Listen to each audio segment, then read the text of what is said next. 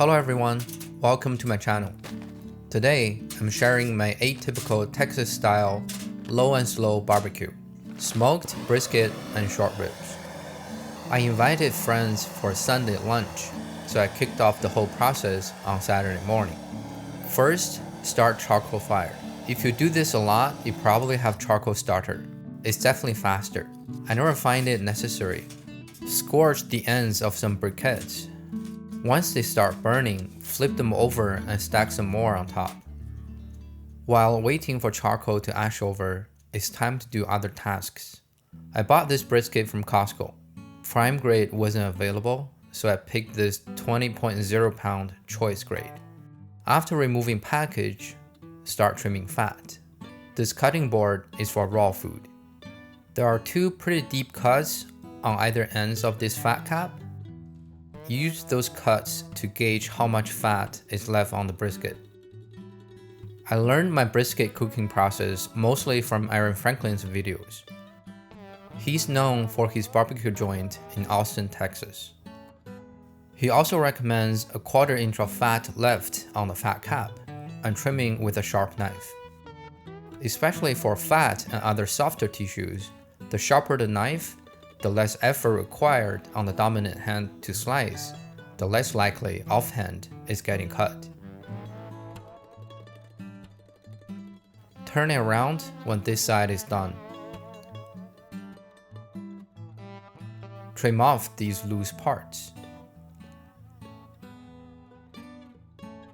Also need to carve into the fat between the point and the flat. We don't need the whole chunk of fat to stay. Then round off some corners. Flip and remove some fat away from this pocket. I use my smoker grate as a template.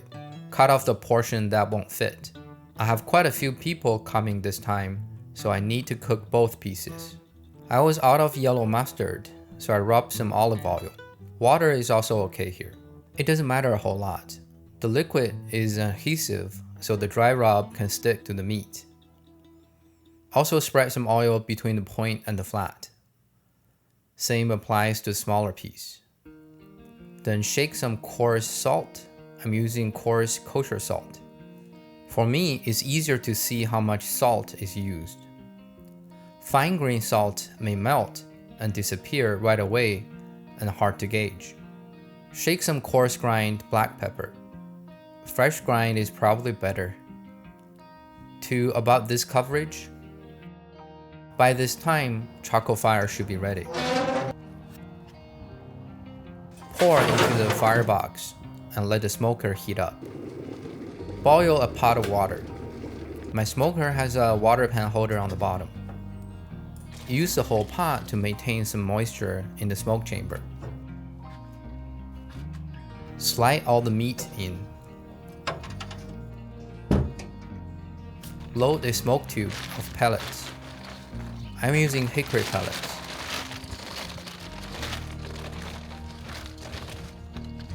Set torch on low and use the flame to burn pellets near the tube opening. Let it burn for a minute, then blow the flame off. Now the pellets are burning slowly, providing smoke, while the charcoal is the main heat source. Typical Texas barbecue joints most likely use all wood. Some burn their own charcoal, then add logs for smoke. It is a very time-consuming method, and I don't have enough experience to manage that kind of fire. That's why I use briquettes and pellets. They have better consistency, so the burn is stable and predictable. Adding more charcoal before leaving. The sliding door is the intake of the firebox. Heat rises in the smoke chamber, and with the help of trimming effect, it creates a vacuum in the smoke chamber. Fresh air is getting sucked in, carrying pellet smoke and getting heated up by charcoal fire. That's how this offset vertical smoker works. Usually brisket takes a long time to cook. That's why I sent it in first. Now it's time for short ribs. This pack is also bought from Costco and is prime grade. I'm blaming either a dull knife or the camera in front of me for this. After rubbing some olive oil, sprinkle kosher salt and black pepper to roughly this coverage. Don't forget all the edges. Into the smoker. While everything is getting smoked, a few other tasks can be performed. Dilute some apple cider vinegar. This spray bottle is very handy. Cut the trimmed fat into smaller pieces so it's easier to render in the future. From a 20.0 pound of brisket, I got 4 pounds of fat. That means the portion in the smoker is 16 pounds. Load the chopped fat into a bag.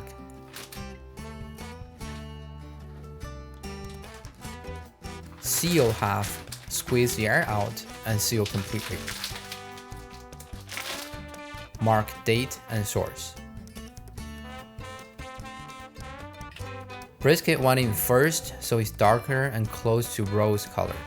Short ribs are still just meat color for now.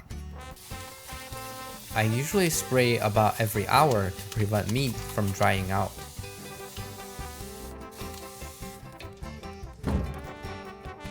After about 3 to 4 hours, I turn every grate around in case heat or smoke is uneven in the smoke chamber. Also check on charcoal and smoke tube in the process. A full tube usually lasts around 4 to 6 hours.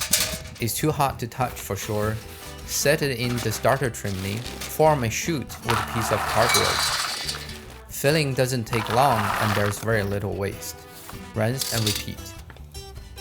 Smoking brisket usually takes 2 tubes of pellets. It burns very fast if charcoal is too close to it, or the flame is not put out completely. To avoid any complication, make sure the flame is off.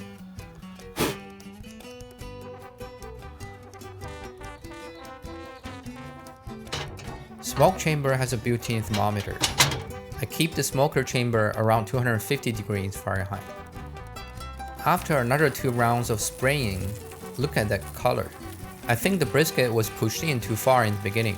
I cut that piece off later on. Rearrange the grates.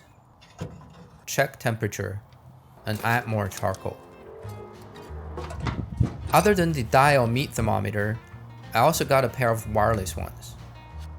I left the transmitters next to my smoker, and I can get temperature readings indoor. Our target is 165 degrees Fahrenheit internally. In the phone app, it doesn't matter what meat I choose. As long as the target value is correct, it's all good. When target temperature is reached, time for the wrap. Wrapping helps raising internal temperature, at the same time keeping more moisture in the meat. Preheat oven to 250 Fahrenheit. Pull thermal probes out, remove the dirty part, wrap in foil. A lot of barbecue places use butcher paper, including Aaron Franklin. He also did the side-by-side comparison.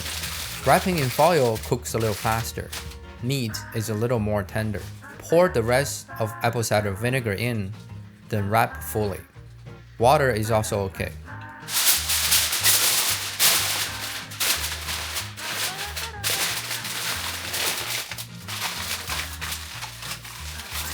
Move to a baking sheet. Stick meat probe into the thickest part. Do the same to the rest. Place in oven to cook more.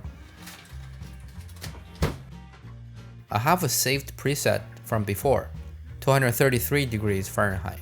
You can judge the brisket doneness by handling it, but I don't have this kind of experience, so I rely on internal temperature. This is the easiest step in the whole process. Just sit tight and wait.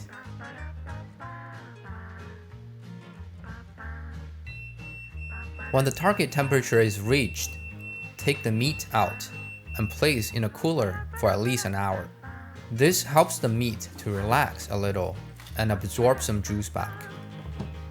I usually go to sleep when I reach this point. The next morning, I prepared a barbecue sauce and multigrain bread. To keep this video brief, they are in their own videos. Please go check them out if interested. An hour and a half before guests show up, preheat oven. Set target temperature to 165 degrees Fahrenheit. The thick piece can go in first.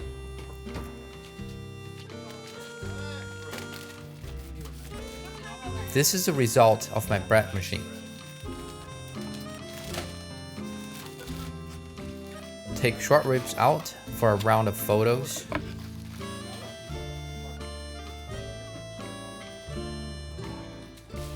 I think I wrapped the thin part of brisket too late. It's a little on the dry side. I can feel it when slicing. Or maybe because this piece is too lean. Score the membrane first. Pull the bones out. Cut into bite-sized chunks. Size kinda matters here. With the first slice on the bigger part of the brisket, I can tell the texture is right. After slicing, meat smell is out, and I know the taste is right. When slicing the point, turn it about 90 degrees. Meat grain direction is better this way. It's been about 20 to 22 hours since I lit charcoal fire, minus sleeping time. It took some stamina and dedication to endure the heat and smoke. But the expressions on my friends' faces make it all worth it. Alright, that's my cooking process. I hope you'll like it. Please subscribe and like if you want to see more.